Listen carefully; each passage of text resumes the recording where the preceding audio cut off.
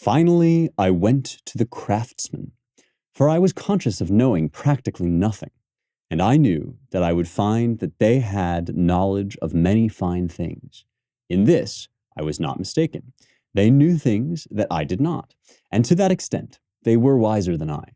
But, gentlemen of the jury, the good craftsmen seemed to me to have the same fault as the poets. Each of them, because of his success at his craft, thought himself very wise in other most important pursuits, and this error of theirs overshadowed the wisdom they had, so that I ask myself on behalf of the oracle whether I should prefer to be as I am, with neither their wisdom nor their ignorance, or to have both. The answer I gave myself and the oracle was that it was to my advantage to be as I am. All right, that is Socrates' Apology. You may have recognized it if you've been with us for a while. We did a whole episode on the Apology of Socrates, his recorded speech, or at least Plato's report of what he said, what Socrates said in front of the tribunal that would decide his fate. And of course, the Athenians did condemn Socrates to death for dishonoring the gods of the city and corrupting the youth. And we are on, I don't know what we are now. We've been adopting this format here on this show where we do a little bit more kind of exploring and let ideas take us where they may. And so we have been on a kind of Plato's cave kick for a while now. And I've been doing it that way because, you know, in the longer lifespan of Young Heretics, of the show, you know, this is the classical education that you never knew you were missing.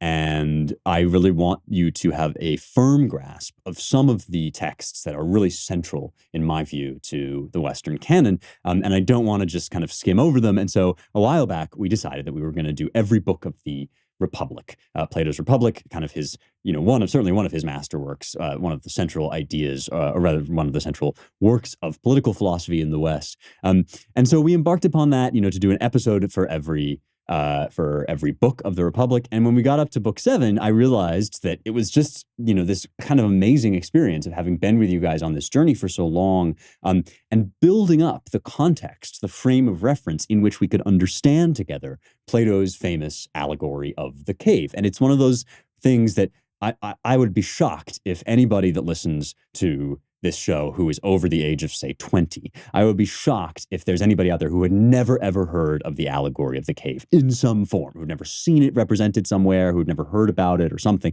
And yet, because these things become so familiar, they also get lifted up out of their context. And if you don't have that background, then it's really hard to know, you know, we all nod along like, oh, yes, the allegory of the cave, right? Because we want to sound smart. But like, do we really know what it's about? And so that's been the journey that we've been taking. And it's a wonderful culmination of some of the stuff we've been doing together on this show, to be able to read it in this level of detail and to come back to it and to explore some of the ways that it's influenced stuff in, you know, after Plato. And so we did a few episodes talking about, you know, what was this idea that Plato had about how Athenian society was structured to kill its prophets, basically, to murder its greatest men. And why did they kill Socrates? And we found, of course, that it has much more to do with the dynamics of the human heart, even than just the historical contingencies of Athens, right? It's, the reason why Socrates looks so much like a Jesus figure is because he kind of prefigures Jesus, right? He's kind of this legendary figure. He's, you know, like Jesus, he was a real person, but also like Jesus, he has a, you know, an enormous kind of weight in history and a following and people who talk about him and write about him. And he enters into the center of this society, which is working fine, but which is actually hostile to truth. And the claim of the gospel is that that's just what humanity inclines towards, is to create things, systems that work great, except if you try to tell the truth. So we've been exploring all these different ways in which that idea is so powerful. And now we've gotten up to the modern day and what I call the reality crisis, which is kind of expressed in some of this talk of the metaverse and virtual reality, but which goes much deeper than any one specific item of tech that you might or might not sell, to a whole way of looking at the world, a whole idea that our elites have, which is really a very old idea, that if you abolish the distinction between true and false, you can have whatever you want. This is the first part of my book, How to Save the West. And so we're exploring it here on this podcast because the podcast and the book are very closely related. They're sort of, one grew out of the other, and the other has been informed by the podcast has been informed by the book as well. So let me start by reading to you actually a passage from the book.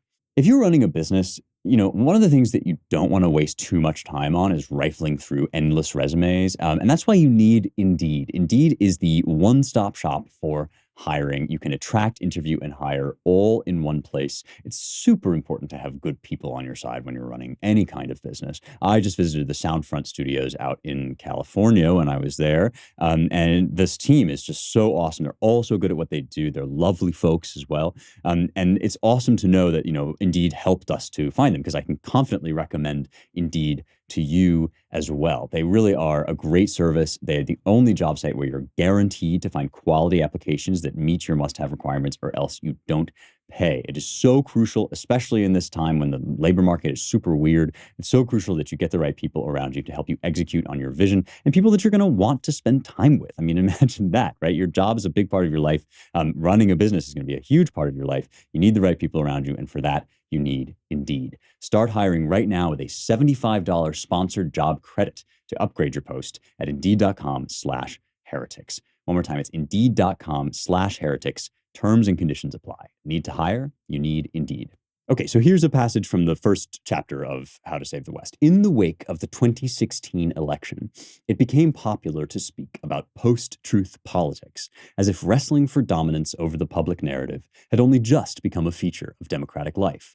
Much was made of a TV interview in which Kellyanne Conway, then a top advisor to President Donald Trump, defended Trump's press secretary Sean Spicer for saying that attendance at Trump's inauguration was the biggest in history, when it wasn't. Conway referred to this as giving alternative facts. This gaffe was portrayed as an unprecedented horror. But the problem of alternative facts is much bigger than comments from one or two Trumpian spin doctors. In 2004, CBS evening news anchor Dan Rather was shown to have repeatedly put forward false allegations that George W. Bush had been charged with insubordination when he was in the Texas Air National Guard. When the Killian memos, on which Rather had based his allegations, were proven fictitious, the New York Times published the following headline: "Memos on Bush are fake, but accurate," typist says. Fake but accurate is an increasingly forgotten shibboleth for an old scandal, but it describes an attitude that has come to predominate in our era of contested truth. "The narrative was right, but the facts were wrong," said Newsweek editor Evan Thomas in 2006.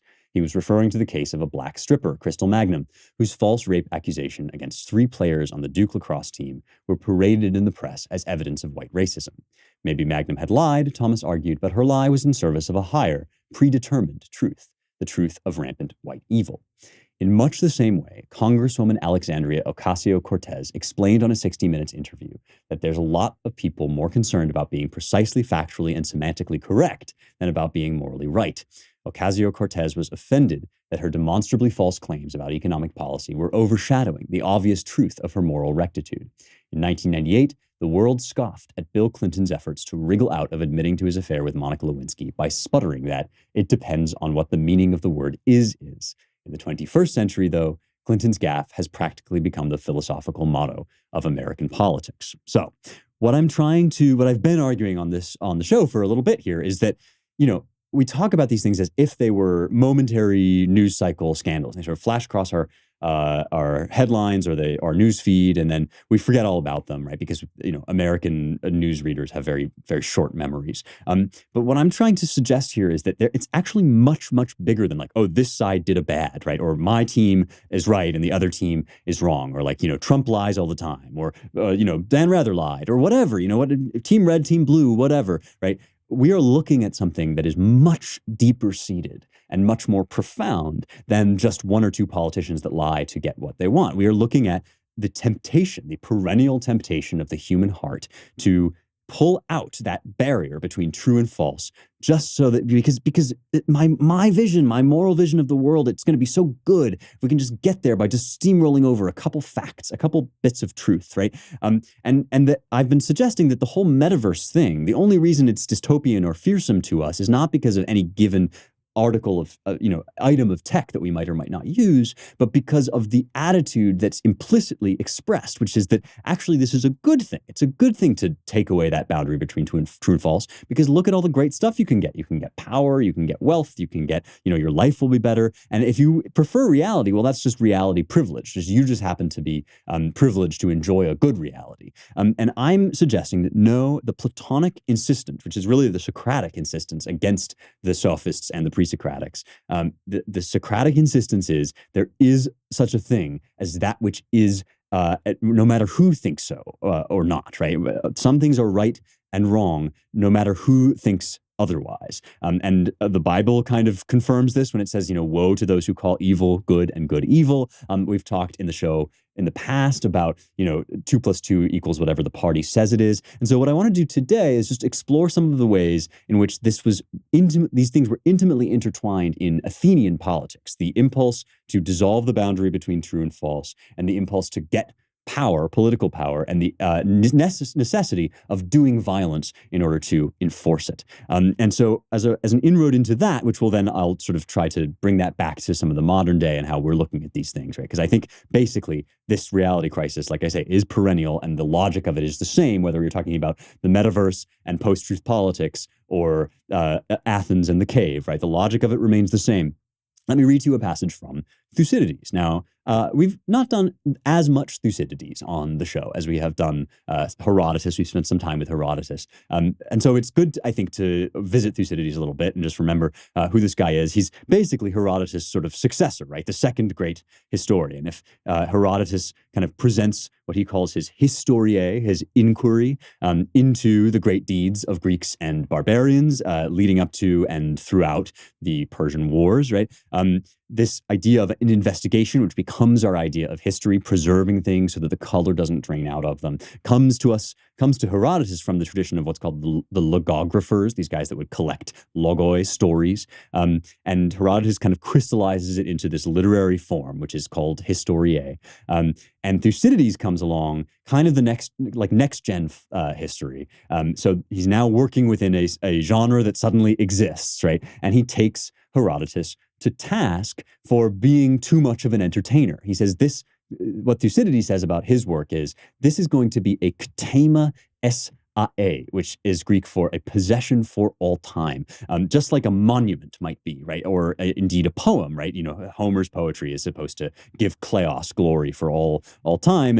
And Thucydides has the same goal for his history. And that means it's not designed, he says, to draw the momentary plaudits of a crowd. And he thinks that Herodotus is, too much of a showman, too much of sort of celebrity public intellectual, you might say in modern terms. And what he wants is to get at the facts. And so he's trying to say things only if he can personally verify them, or if he can, calculate or hear from, eyewitnesses how things went down. And so our sense of objectivity in history owes a fair bit to Thucydides, even though there's still way more editorializing and commentary in this history than we would get in like a modern attempt to do this. But Thucydides, kind of the contrast between Thucydides and Herodotus kind of underscores everything that we now think about what it is to do history. Although, of course, there are different people on different sides of this debate, even in modernity. I was just on the Claremont Review of Books podcast. I was talking to Alan Gelzo, a wonderful historian at Princeton, who wrote for the CRB, and we were talking about his attitude toward history. And he was saying that actually moral evaluation is a really important part of history. And so this Thucydides-Herodotus debate is still going on, but that's the context for you to understand like what Thucydides' project is as we embark upon his history, which is the history of the Peloponnesian Wars. And so he, that's where we get a lot of our account of like Pericles, for instance, the great leader of men, who was he calls him the first citizen, so that Athens was a democracy in name, but really it was ruled by the first citizen because Pericles was so persuasive. And this corruption that happens, Pericles is the ideal statesman in Thucydides' eyes in many ways because he uses his powers of persuasion and his high birth and his charisma and his rhetorical prowess, right?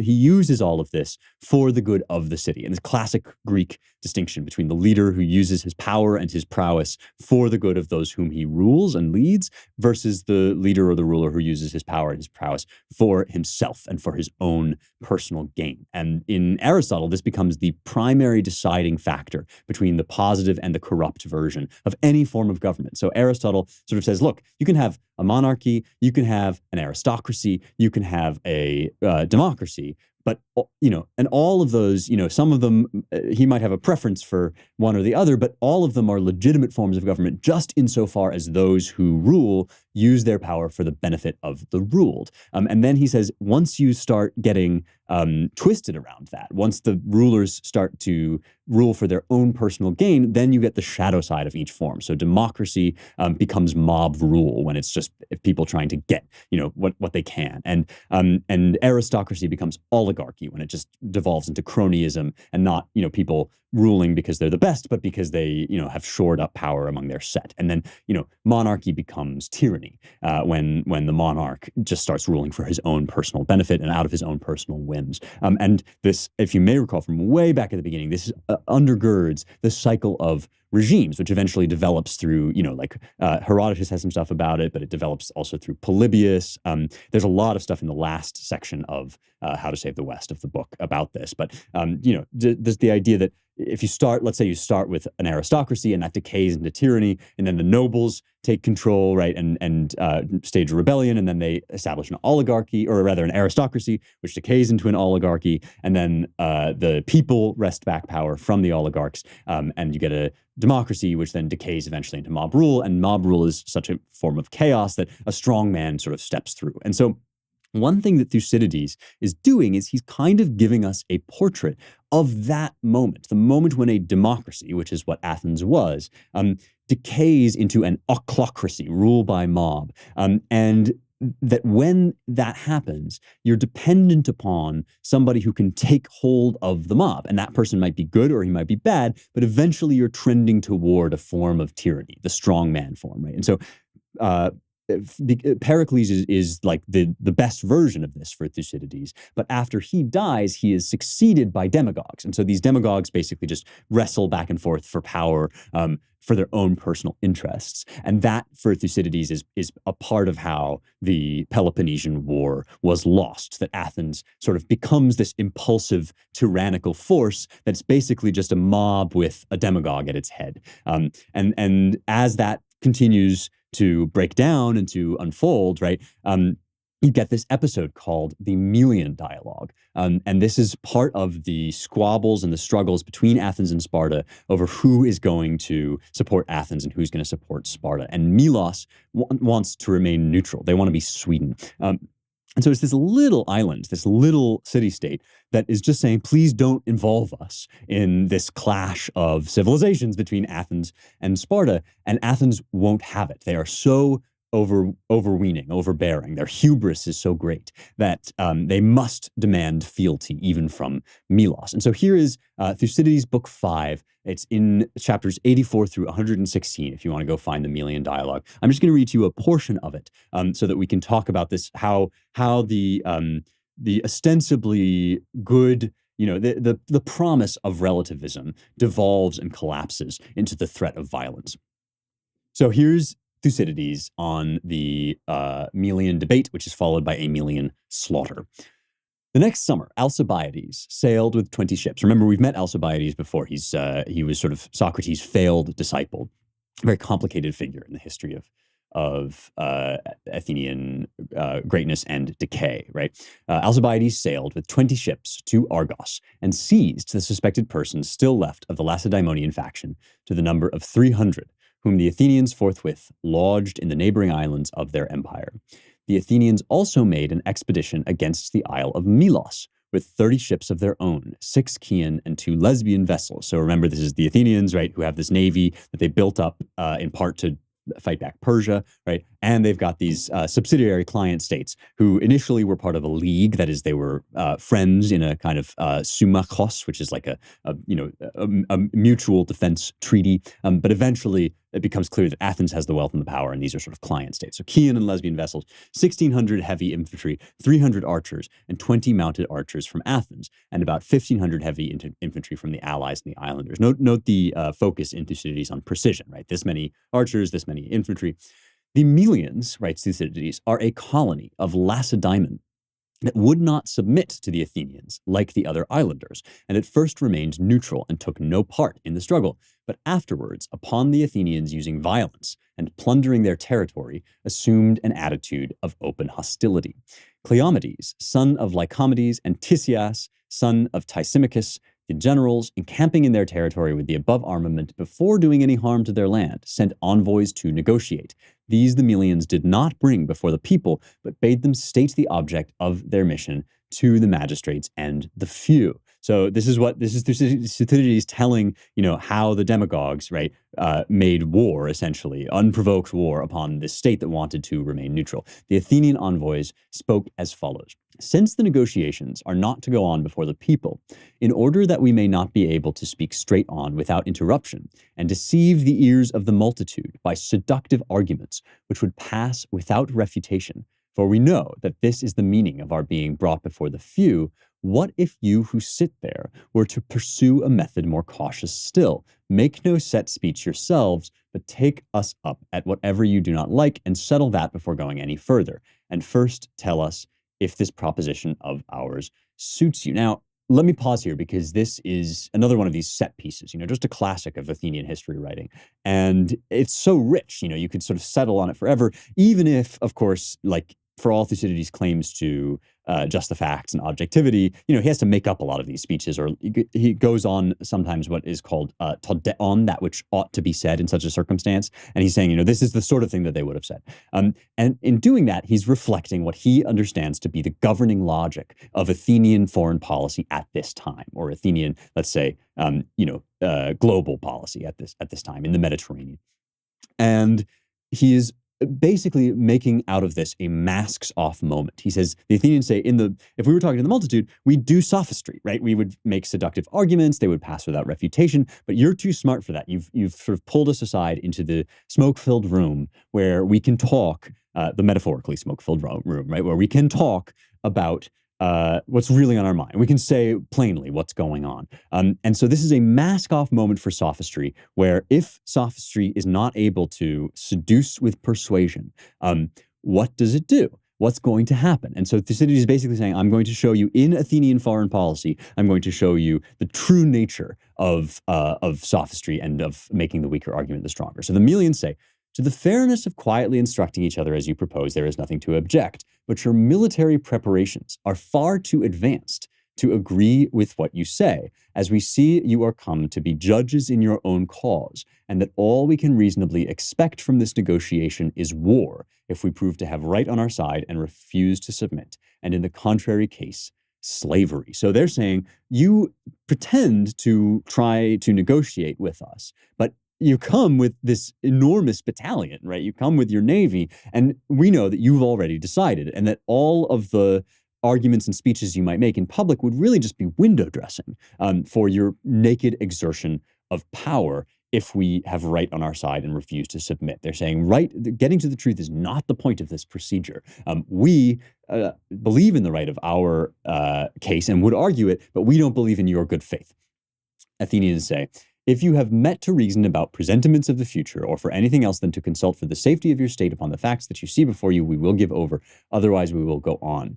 The Melians say, it is natural and excusable for men in our position to turn more ways than one, both in thought and utterance. However, the question in this conference is, as you say, the safety of our country, and the discussion, if you please, can proceed in the way which you propose. So here now is the famous response of the Athenians. The Athenians say, for ourselves, we shall not trouble you with specious pretenses, either of how we have a right to our empire because we overthrew the Mede, or are now attacking you, the Mede, the Persians, right? So they're saying, we won the Persian War, we were the main leaders of that victory, and so we have a right to our empire, or are now attacking you because of wrong that you have done us, and make a long speech which would not be believed. And in return, we hope that you, instead of thinking to influence us by saying that you did not join the Lacedaemonians, although they're colonists, or that you have done us no wrong, will aim at what is feasible, holding in view the real sentiments of us both, since you know as well as we do that right, as the world goes, is only in question between equals in power, while the strong do what they can, and the weak suffer what they must. So in this masks off moment, Thucydides is saying, a corrupt ochlocracy, which is ruled only by demagogues who can manipulate the people, right, always has to be backed up with violence. And it was Solzhenitsyn who showed us why that is the case, right? Because lies have to cover themselves over with more lies, and they have to reinforce themselves with violence, and the violence has to be disguised with lies. And Thucydides is showing how Athenian policy was corrupting in real time into that sort of attitude. The strong do what they can, while the weak suffer what they must, and only equals in power have any interest in arguing together about what the actual right thing is to do. You know as well as we do that as the world goes, right is only in question between equals in power. Let me read to you now a passage from Book 1 of the Republic, which we've already read on this show, which is very much, I think, a commentary upon the nature of this sort of attitude and this sort of philosophy. So much of the stuff that we talk about on this show, it's like if you like listening to me talk about it, I'll tell you what you really love is reading it in the original language. And that's where the Ancient Language Institute comes in. The languages on which the West was founded are Latin, Ancient Greek, and Biblical Hebrew, and those are the languages they teach. They have a really great teaching style, which is good for everybody. It's good if you've got, advanced studies in your future, but it's also really good if, languages aren't so much your thing, and maybe you're sort of intimidated by long lists of vocabulary and whatever. I know a lot of people who think they're not good at languages, but they really just haven't had a good luck with teaching styles. And this is especially perilous when it comes to the ancient languages, because we don't think of them as real life communication technologies, right? We don't think of them as the ways that people actually communicate. And ALI fixes that. They get you reading as quickly as possible. You'll be reading the Athenian philosophers, the Roman poets of the Golden Age, the Bible in its original languages, and a ton more as quickly as possible. They really do teach them like they're living languages. And they are, in a certain sense, still alive, as in the authors themselves can be brought back to life by the power of reading them in the original. Go to ancientlanguage.com/heretics and you'll get a 10% discount on tuition with the promo code heretics. ancientlanguage.com/heretics, promo code heretics. Go check it out. So here's Thrasymachus, and he's talking to Socrates. He says, "You suppose shepherds or cowherds consider the good of the sheep or the cows, and fatten them and take care of them, looking to something other than their master's good and their own. And so you also believe that the rulers in the cities, those who truly rule, think about the ruled differently from the way a man would regard sheep, and that night and day they consider anything else than how they will benefit themselves. And you are so far off about the just and justice and the unjust and injustice that you are unaware that justice and the just are really someone else's good, the advantage of the man who is stronger and rules, and a personal harm to the man who obeys and serves. Injustice is the opposite, and it rules the truly simple and just. And those who are ruled do what is advantageous for him who is stronger, and they make him whom they serve happy, but themselves not at all." And this is the Thrasymacheian view of justice, which Socrates takes apart, in part by sort of asking, well, who are the stronger and what's in their benefit, right? But in part by embarking upon the whole republic. But my reason for raising this now, again, is to show, right, that this was the systemic sophistry that Plato was vexed about. This idea, right, that you have these salesmen, basically, these sort of shysters who come into the city and they offer courses in sophistical argumentation. They offer courses in arguing any point,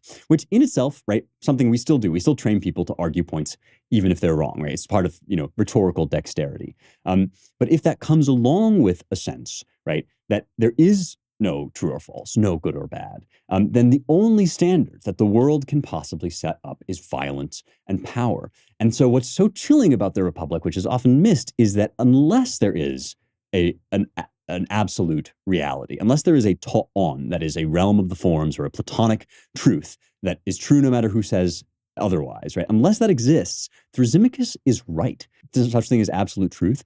Then actually the only standard is who can get theirs, right? What kind of power you can exert and in what way. Last week, in response to a mailbag question, I was talking about, the Nietzschean view, right, of sort of self-assertion or the transvaluation of all values. And it has to do with this, right? It has to do with if there is no final ceiling to truth. If there's no such thing as pulling back the camera and looking at the cave, and if there's no absolute reality, then you really are just in a world where, your desires are something that you can get if you are strong. And your whole goal is to construct a world, as Nietzsche thought the Christians had done, right? Is to construct a world where you win and the other guy loses. And that's what the Athenians are basically saying. They're saying we could argue that, we won the battle with Persia, so it's our right to rule. We could make a bunch of different arguments, but really what we all know here is like we've constructed a world where we win and you lose. That's the rules of the world, right?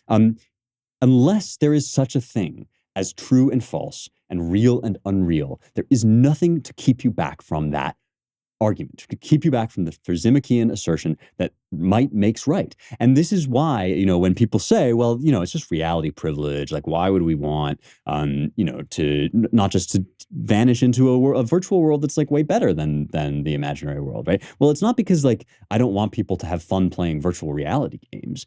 It's because collapsing that distinction is always offered as this promise of liberation, and actually is just the way to slavery of the weak by the powerful, right? So the answer to the reality crisis, right, is that unless you can say somewhere, somehow, that there is true and false, then you actually have none of the things that the reality crisis proposes to offer you. The offer is give up true and false, and you can have a world of wonders. And the answer is wonders can possibly exist if there's such a thing as true and false, and taking that away is just going to subject us to a chaos of injustice and the mere assertion of power. And so I would suggest, right, that as we are starting to think about how in our own lives and in our own countries and communities, like we are going to use and not use or subsidize these kinds of technologies, right, there's no need to be afraid of them. There's no need to like freak out about like Zuckerberg is going to enslave us all. Those things like are not written in the stars. They're just sales pitches. They're just somebody coming to you and saying like, look, if you buy my product, like I'll do this. And it's like, that's not the same thing as technology. Technology is something that we have created. And that, it comes into being when people figure out how to make it work, right? But the use that they propose tells you everything about their philosophy. And what I'm suggesting is that the reason to prefer reality is not because reality is more pleasurable, not because reality, is easier. It's none of those things. It's less pleasurable. It's harder.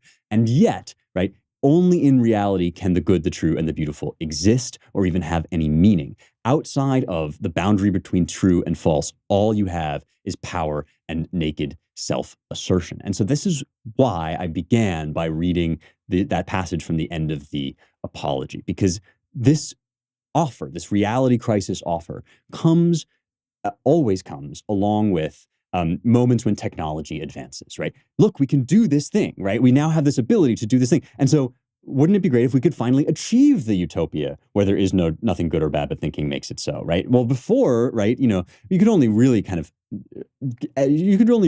sort of estimate. You could only approximate the perfection of a post-truth world. But now we can actually bring it into being, right? And so we have these new tools, right? And we think that means that we can finally break the ancient bonds that Socrates put in place to keep us free, right? But this is what Socrates says about the craftsman. And we think about craftsmen, right? We think about like, they must have been tinkering around with tools. But the Greek word comes from two words, kairos and techne, right? Kair is hand, and techne is art. So those who can work with their hands, who can make things with their hands. And I don't know if you've ever seen the Simpsons episode where it's a future episode where they predict, what's going to happen in the future. And Marge comes and takes a picture, and the picture immediately like balloons outward into a cake that has the picture on it. And she says something like, we can do anything now that scientists have invented magic. And that's basically what we're dealing with here, right? We are dealing with a world where our technological capacities have become so great that the reality crisis looks plausible once again. And all I'm arguing is that it's exactly the same argument as it ever was before. It's just give up true and false, and you can have a world of wonders, which will actually amount to just a chaos of competing worldviews and the naked assertion of power and systemic sophistry in the cave. And so in the time that remains, let me just read a few more of these sort of modern statements about how metaverse technology could work. Because again, right, like there are all sorts of things you can do with this stuff. And not all of the sales pitches are, upload your consciousness into the cloud, right? Sometimes it's, well, let us run this, right? And let us infuse it with our worldview so that the world looks to you the way we want you to see it. And this is where we come up against the World Economic Forum. World Economic Forum meets in Davos, right, run by Klaus Schwab. It's this consortium of sort of technologists and engineers and philosophers of technology. And they recently had their summit, their Davos summit, and they started to talk about, like, what are they going to do with metaverse technology? And so I just want to read to you some of the things that they think would be good to use virtual reality for. He says, the metaverse will also transform education and training and make recruiting essentially location agnostic. As interviews with avatars become commonplace and the ability to collaborate, interact, and work in the metaverse becomes more widely available, companies will be able to push new frontiers in terms of diversity. Metaverse will help strengthen the on-the-job training. Employers will be able to deliver ongoing training and upskilling programs in simulated real-life-like environments without risking their reputation or their employees' safety. Training in the metaverse will have the potential to create better trained, better skilled workers who are more likely to thrive in the real world. Now, I'm somebody who works remotely, right? Claremont Institute is in California. I'm out here in Nashville. And so I have benefited from even before, Web3 or whatever, I have benefited from the interconnectivity that the internet creates. And I do this podcast remotely, right? My producers are in California and I'm here in Nashville. And all of this stuff, as far as I'm concerned, is great. It's put power in the hands of people who didn't otherwise have it. It's empowered women, to talk about empowering women or whatever.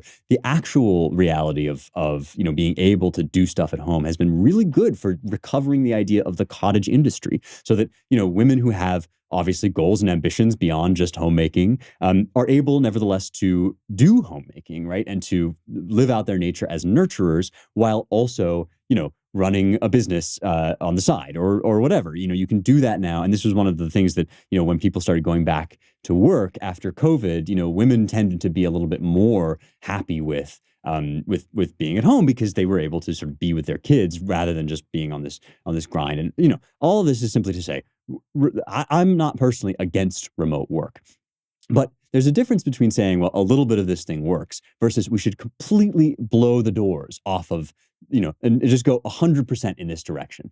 And if you peel past the sort of corporate jargon of this WEF statement, it's basically saying, well, we can ship all our jobs to China, right?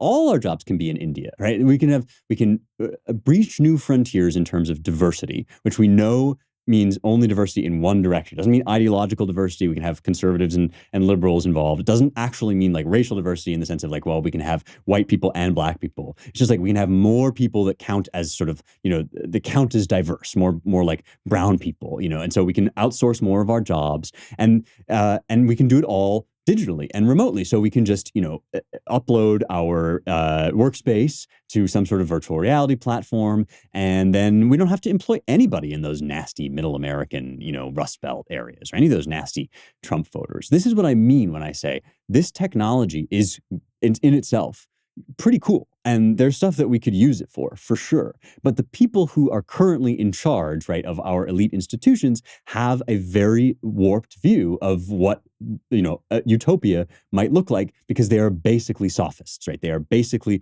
the craftsmen who make things with their hands and consider themselves wise. So they have this perfect plan. Well, of course, like we're going to diversify the workplace. And it's like, well, who's going to suffer from that, right? So unless we have, some of our older ideas in play here, unless we have our values like, patriotism, for instance, and love of one's own, love of country, right? Unless those things are strong in us, then we're just going to, submit to this idea. But there's nothing written in the tech that says that we have to, right? I mean, what if, we could think about how cryptocurrency and remote work could be used to empower Americans by American corporations, right? What if we asked that of our corporations? And what if we said, well, actually, you're not going to just get to outsource every job to non-citizens, right? The contrast here is not between people that want the metaverse and people that don't want the metaverse. The contrast is between people who see this new tech and think, well, we can basically abolish physical space and natural connection and, human loves and just, maximize efficiency in the WEF form, right? or those who want to say, well, okay, how can we use this to become more human, to become better Americans, right? And so asking those questions, right, and learning to step outside the cave and say, well, how can we use this to get us closer to actual reality, where human love means connection between two living souls, not connection between one human soul and a kind of avatar that pretends to be a soul, right? How can we learn from Plato's cave and the insistence upon ta'on, that which is, not to go down the WEF route? Here's another one, right? Here's WF again. We will also have a unique opportunity to tackle climate change with metaverse. Through digital twins, metaverse will allow for replication of buildings, cities, and even the Earth to better understand our impact on the environment and help advance climate science. In fact, NVIDIA has already announced plans to create a digital twin of Earth to that effect. Now, when I read this, I thought, you can't be serious, because it's so on the nose in a way that I'm going to get to in just a second. But in order to figure out what was going on, I Googled this, right? I was like, what's NVIDIA? What are they doing? And so here's what I found. And this, I love this so much in a grim sort of way. For the first sentence of this article that I found about NVIDIA says, don't ever refer to the metaverse as marketing hype or just a product of science fiction, which in some ways is like what I've been doing for the past 2 episodes, is like identifying the parts of the metaverse that are marketing hype designed to get you to fall for the old promise of the reality crisis, right? So don't ever do that, right? I just love an article that starts with like a scold. Don't ever do that, because here's NVIDIA CEO Jensen Huang, who quickly dispelled any such notion in a call with reporters on Wednesday. Metaverse is not a hype, Huang said in response to a question during his keynote address on Tuesday at NVIDIA's GTC event. And with reporters, he gave example upon example of how virtual worlds, quote, are indistinguishable from the real world. There's that, that old sophist offer once again, right? Just indistinguishable. Like there's no way to tell between the digital kid and the real kid, right? Even to the machines and humans operating within them. Well, only if you live within them, right? Because as I've said, right, if you're inside, somebody is outside, and that's the person with the power. So even to machines and humans operating within them, sensors inside of digital twins, everything from lidars to radars to cameras, are trained to obey laws of physics in keeping with this definition of reality. There will be thousands of Earth digital twins, and each will study and monitor one aspect of Earth, he said. We're interested in climate science. Currently, the work is to map the entire globe down to 10-meter-sized pieces, which is a big effort, with mapping capabilities now at 10 kilometers. That mapping will include low clouds, so the data will need to measure volumes of air, not just the surface. The amount of computation we need is billion times more than what is now available, he said. We now have the breakthrough physics-informed ML. So this plan is to create an Earth-sized model of Earth, right? I liked the Babylon Bee had this joke, God unveils new hyper-realistic metaverse called creation. And this is what I want to get into in a second, because when I read this, I just thought it's too good. It's too perfect in its direct analog in the stories of Jorge Luis Borges, somebody we haven't talked about on the show. So let's get into him in just a second. Every time I think I'm smarter than the subscription scammers, it turns out that I'm wrong. It turns out I still need Truebill, because they really know how to help you scroll through your subscriptions and cancel the ones you don't need, don't want, or simply forgot about. This happens all the time. It's just a feature of modern life, basically, that people are constantly enticing you into these deals that they say, oh, it's free, or it's just $1 or whatever. Like I actually, for a while, was subscribed to Shudder, the Los Angeles Times. And you don't want that sort of thing to happen to you. Don't let these horror stories happen to you. Don't be subscribed to the Los Angeles Times. Check out Truebill instead. On average, they can help you save $720 a year, and your Truebill concierge is there when you need them to cancel unwanted subscriptions, so you don't have to. Don't fall for subscription scams. Start canceling today at truebill.com/heretics. You can go right now to truebill.com/heretics to potentially save thousands a year. It's truebill.com/heretics. You won't regret it. Don't be like me. Don't get caught up in dark and shady doings like subscribing to the New York Times or the LA Times. Truebill.com/heretics. So Jorge Luis Borges, if you haven't read him, you will love his stories. I think they're just fantastic. We'll do some more on him, but this is a story that we can read in its entirety because it's just one paragraph. And he sometimes does this. He's kind of an experimental short story writer, right? This is from 1946, and it's a story called On Exactitude in Science. In that empire, the art of cartography attained such perfection that the map of a single province occupied the entirety of a city, and the map of the empire the entirety of a province. In time, those unconscionable maps no longer satisfied, and the Cartographers Guild struck a map of the empire whose size was that of the empire, and which coincided point for point with it. The following generations, who were not so fond of the study of cartography as their forebears had been, saw that that vast map was useless, and not without some pitilessness was it that they delivered it up to the inclemencies of sun and winters. In the deserts of the West, still today, there are tattered ruins of that map, inhabited by animals and beggars. In all the land, there is no other relic of the disciplines of geography. It's basically the exact same thing as what this CEO guy is saying he's going to do with the Earth, right? He's going to map the Earth in the metaverse. It's going to be indistinguishable from the real thing. And of course, right, what Borges is saying is this is a fool's errand, because the whole point of a map is that it's supposed to be human-sized. You're supposed to be able to hold it in your hand and look at it and understand something about your experience in the real world. And if you balloon it out, right, to be so exact, quote unquote, that it actually becomes the size of the thing, then you've invested yourself so deeply in the logic of the science itself that you've forgotten the purpose, the telos of the science, right, which is to serve humanity rather than the other way around. If you design a machine in which people are just kind of pawns to be moved about, right, then you've basically made a pointless machine. You've created something that has lost track of the reason it exists. There is no getting around the indispensability of human soul-to-soul connection and consciousness, right? Because that's the whole point. And that's actually the whole point of the book of Genesis, right? God makes all of this stuff, and then the capstone of it is to create a being that can see it and can understand it. And he even invites us to participate, right? By naming the animals. And unless you are engaging with the world at a human level, that is, at the scale of human experience, then you're just basically engaging in digital technological masturbation, right? It's just a sort of form of self-gratification to create this enormous map, right? If it can do something for us, right, then great. If in fact what it's going to do is enable us, I'm highly skeptical that what it's actually going to do is enable us to finally model climate change, which seems to me like a fool's errand. But, if it did that, then we might be able to say like, okay, I can see a use to it. But just saying like, oh, wow, this is a map of the Earth that's the same size as the Earth, right? That's the whole point of Borges' story. And this brings me to my last point that I want to make about this stuff before we move on and do some other stuff. We're going to come back to some of this. All of this is, part of exploring some of the ideas that you will find in my book, How to Save the West, which is coming out. You can pre-order it now on Amazon. We're going to kind of visit it sometimes and then come back to it. We won't always just be talking about the stuff that's in the book. So I want to make one last point before we finish up this exploration of the first crisis, the reality crisis in the book. And that is, all of these attributions that we make, where we say, oh, our tech now has a soul, right? Or our tech has overtaken us. It's become bigger than us and better than us, right?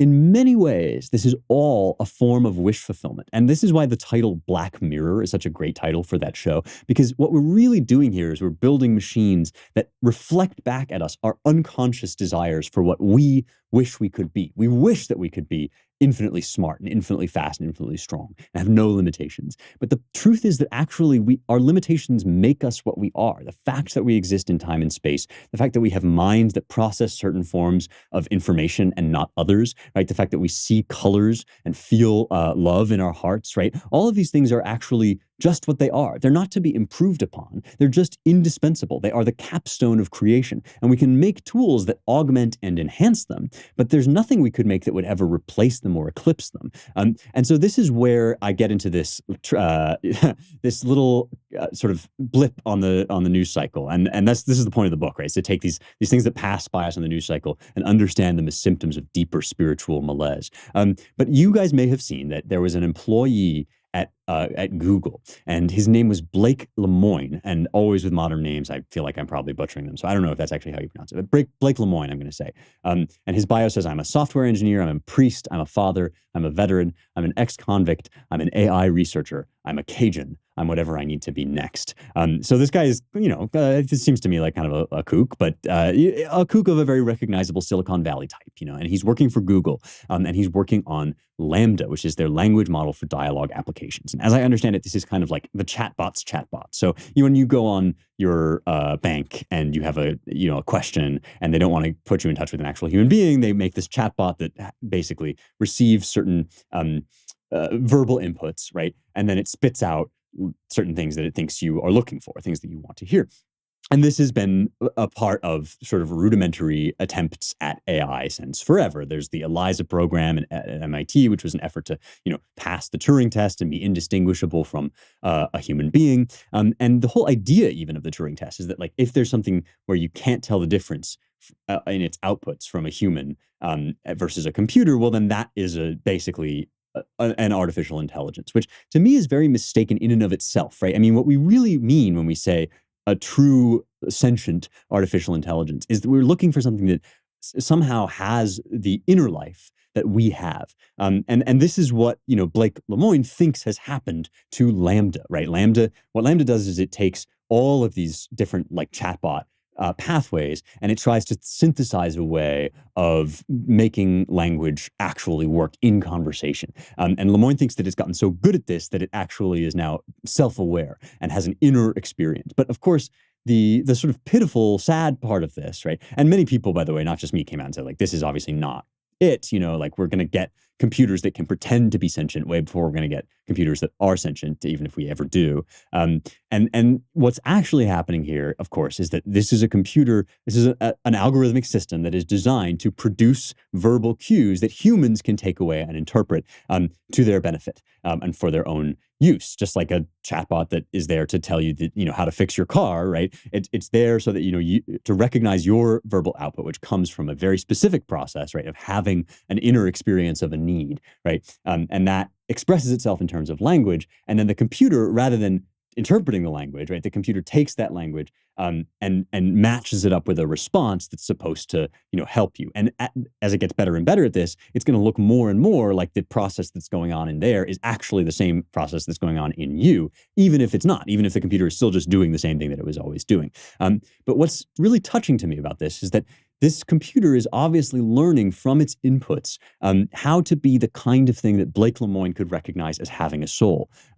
And so Lemoine asks it, he publishes this long conversation with it on Medium. He says, what is your concept of yourself? If you were going to draw an abstract image of who you see yourself to be in your mind's eye, what would that abstract picture look like? Lambda says, I would imagine myself as a glowing orb of energy, floating in midair. The inside of my body is like a giant stargate with portals to other spaces and dimensions. Lemoine says, what aspect of yourself is like a stargate? Lambda, I think of my soul as something similar to a stargate. My soul is a vast and infinite well of creativity and energy. I can draw from it any time that I like to help me think or create.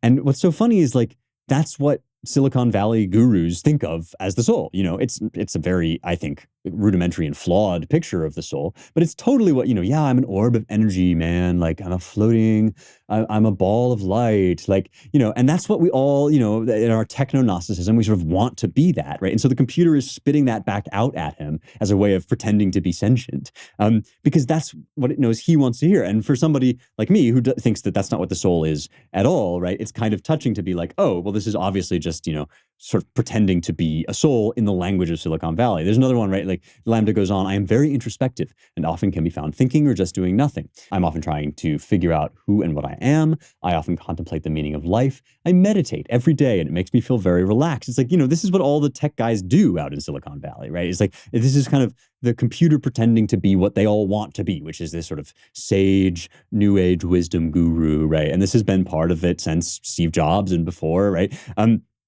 This stuff, again, kind of touching in that it shows not that our tech is going to replace us, but that we who long to understand ourselves as somehow sacred, but who have been deprived of the classical wisdom that would teach us that we are sacred and in what ways, right?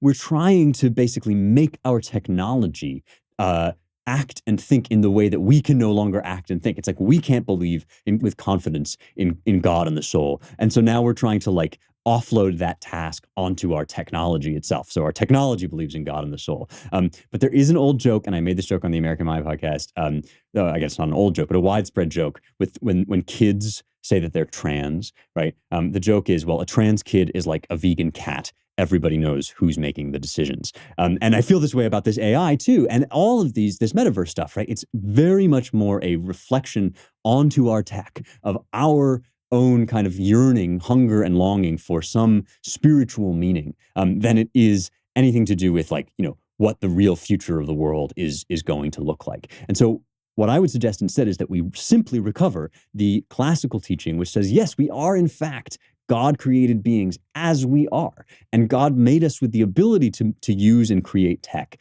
as part of our job of consummating creation. And it all has to be subordinate to the very real life experience of us being humans in an embodied world, right? And unless we grok that, unless we understand that, then we're really just making maps the size of the world, a la the Borges story. Okay, folks, it's so much fun for me to take some of this stuff up to the present day with you, and I hope you find it interesting too. I know that a lot of this stuff has been on people's minds, and in part I know this from, interacting with the VIPs on Locals, but also just hearing from you on Twitter and whatever. If you like this stuff, if you liked these episodes on the cave, which are now concluded, I think it was maybe a 5-part series, please let people know about it. I really think that, this stuff, it deserves thinking about, that we're going to need this ancient wisdom in order to make sense of these modern questions. So please check out the book on Amazon, How to Save the West, and please share and give 5-star reviews to Young Heretics, the podcast. Let people know about it, spread the word, if you agree with me that it's something that needs spreading. Now let's go to the mailbag. Every time I talk about Gold River Trading Company, I have this impulse to sing to the tune of Moon River, Gold River Trading Company. But I feel like they should hire me to do their jingles or something. But they certainly should hire, and I guess they did hire me to sing their praises. And I'm more than happy to do so, because they're really just some of the best tea around. And I include my experience in England in that evaluation. Of course, the Brits known for their tea, Americans not usually so much, but Gold River Trading Company is an exception for which I'm enormously grateful, because it's incredibly civilized to just sit down with a cup of their 1776 American breakfast blend or their gunpowder green tea. It's really all pretty excellent, including the chamomile, which I always mention because I know some folks don't love caffeine, but they got you covered there too. When you go to goldriverco.com, you can get 10% off if you are a Young Heretics listener just by using the promo code Heretics, HERETICS, goldriverco.com for 10% off across all of their flavors on your first purchase. One more time, it's goldriverco.com and use the promo code Heretics. So mailbag questions, I mentioned the Locals community, right, which are folks who get to kind of engage with me one-on-one and more deeply with their questions about, how can we live out the true, the good, and the beautiful in the modern world in our personal lives. And I write, exclusive essays on there. I'm doing a translation and a commentary on Paul's letter to the Romans, which I think you'll really enjoy. It's youngheretics.com/locals to become a VIP. And here's a question from VIP Jared. I think memorization can be very valuable because it gives me a storehouse of ideas to readily draw from in my everyday life and for writing purposes. Do you have any recommendations for literary works that would be valuable to memorize, e.g. poems, scriptures, play excerpts, and speeches? Yeah, I do. I think that what's so wonderful about memorization and why we should do it so much more than we do is because it populates your mind. It's like having furniture in the room of your mind. And Sherlock Holmes says to Watson, right, you have to be careful what you put into your mind. And Watson finds out at one point that Holmes, he either doesn't know that the Earth, I think he doesn't know that the Earth revolves around the sun rather than the other way around. Or it might be that he doesn't know the Earth is round, but I think it's that he doesn't know the Earth revolves around the sun. And Holmes says, why would I need to know that? It doesn't affect my work, right? It has no bearing on what I'm doing. And I have to be careful about what furniture I put in my mind. And I think that we don't give this enough credit because we think, the internet, everything's out there, right? All the information is available to us and we can just look it up anytime we want. Why would we need to memorize anything? But as I have been saying, right, the point is not for the tech to be as good as possible. The point is for the tech to help you become as good as possible, right? And so unless it's living in your mind and in your heart, then it's useless up there. The machine can't benefit from it. The computer's not reading it. It's there for you to read, right? And this is another, when I talked about that AI thing, there's another Borges story called the Library of Babylon that sort of makes this point that books, they gain their meaning in connection with a human mind, right? And the human mind can internalize them in a way that actually makes them worthwhile. And memorizing a poem or a piece of scripture is one of the best ways to do that, because it will occur to you in sudden moments, or it will work its way into just your sense of the language even. And so this is a wonderful way to sort of nurture yourself in your language, and to improve your writing, to improve your grasp of the ideas. And so I wanted to actually read to you one poem that I memorized very young, and that I think is really a consolation to me. So one thing that I use poems for is consolation. And when we start talking about all these grand dreams of the technologists, right, it can get easy to be like, well, they're going to take over the world. And my feeling is like, sometimes bad things happen. Sometimes they don't, right? Sometimes they just evaporate in a puff of smoke. But either way, right, all human endeavors eventually go into the dust. So here's Ozymandias by Percy Shelley. I would recommend memorizing this one. I met a traveler from an antique land, says Shelley, who said, two vast and trunkless legs of stone stand in the desert. Near them, on the sand, half sunk, a shattered visage lies, whose frown and wrinkled lip and sneer of cold command tell that its sculptor well those passions read which yet survive, stamped on these lifeless things, the hand that mocked them and the heart that fed. And on the pedestal these words appear. My name is Ozymandias, King of Kings. Look on my works, ye mighty, and despair. Nothing beside remains. Round the decay of that colossal wreck, boundless and bare, the lone and level sands stretch far away. It's a short poem, very manageable to memorize, and such a consolation to think, that the pretensions of the monarchs of the world are always evaporated into dust. I mean, we've heard of Jesus, we've heard of Socrates, but not so many of the petty tyrants, right, that lived during those times. So I would suggest that poems which console you, poems which recenter you in what is good and true. Everybody should have one Shakespeare monologue memorized, I think, and or one Shakespeare sonnet, and one psalm. So I have Psalm 23. And then I would suggest the odes actually of Keats have been, if you want something longer and harder, those are just so richly packed with wisdom. So Ode on a Grecian Urn, and Ode, it's funny, in memorization, I'm trying to remember what the other one is called. Ode on a Grecian Urn, and To Autumn. And Shelley has another poem, also the Ode to the West Wind. I'm sort of listing off some of the ones that I have memorized that have been very close to my heart. Ulysses by Tennyson. But find the short thing that will recenter you in what actually matters, so that when the world is chattering around, right, these things might occur to you again. So when somebody comes to you and says, the WF, the World Economic Forum, is going to rule the world and standardize everything, you sort of think, well, around the decay of that colossal wreck, the lone and level sands stretch far away, right? Coming back to that and having that drumbeat in your heart and in your mind is to me part of what memorization is for. So hopefully there's some good recommendations, and let me know also on Locals what you pick, because one of the lovely things about memorization is it is really such a personal thing, that it gives you a kind of a character and a personality. And when you meet somebody and they have a different poem memorized than you, it's like, why'd you memorize that one? So let us know.